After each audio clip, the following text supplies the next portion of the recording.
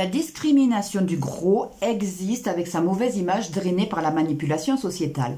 Nous n'avons pas tous le même ressenti pondéral, nous vivons tous différemment le surpoids. Ce regard discriminatoire se retrouve dans de grands nombres de facteurs qui sont liés au milieu social, à l'entourage familial, aux amis et aussi, mais surtout, à la pression médiatique. Les médias et les réseaux sociaux, les magazines, les images montrent des types physiques dits parfaits. C'est la société qui dicte le parfait et qui nous inculque et veut nous faire croire que ces images de corps idéalisés, de corps parfaits sont la norme et que si vous n'êtes pas calqué dessus, vous êtes hors norme, donc vous êtes hors société dite normale. Pour les hommes, il faut être musclé et il faut être très mince pour les femmes.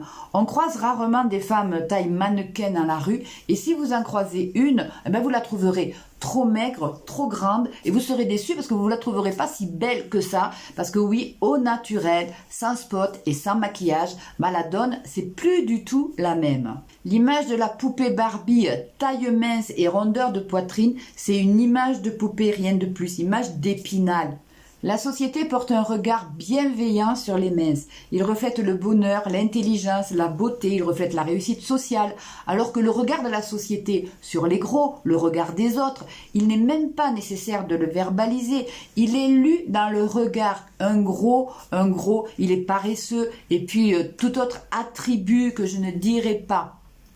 Si on regarde à deux postes pour un emploi identique, un mince et un rond se présentent à savoir que la personne en surpoids est plus compétente que la personne mince. La balance, elle va basculer pour le mince à 90% des cas et nous le savons bien, c'est de la discrimination, mais c'est la société et il ne faut pas se cacher, c'est comme ça.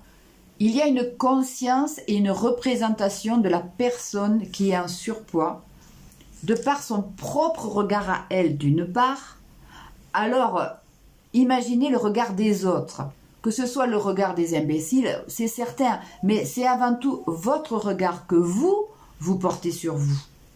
Je parle plus des femmes ici, mais les hommes aussi en sont frappés et ils portent leur part de culpabilité, de mésestime de soi et d'insatisfaction personnelle. C'est autre chose chez les hommes. On ne leur demande pas d'être très minces, mais on leur demande d'être athlétiques. Alors on les voit aux salles de sport faire des heures d'abdos et de muscu. Dans ce monde de stéréotypes, certains veulent maigrir alors que leur poids est conforme. Si vous écoutez autour de vous, rares sont les personnes satisfaites de leur corps et de leur poids. Il faut perdre du poids suivant sa physiologie, sa morphologie, pour être en bonne santé et vieillir dans de bonnes conditions.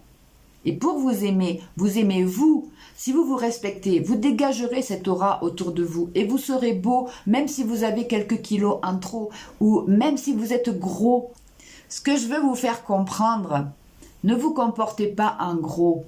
Ne vous voyez pas en gros. Sinon, une fois mince, vous garderez le même état d'esprit et vous ne serez pas plus heureux. À partir d'aujourd'hui, il faut vous voir mince.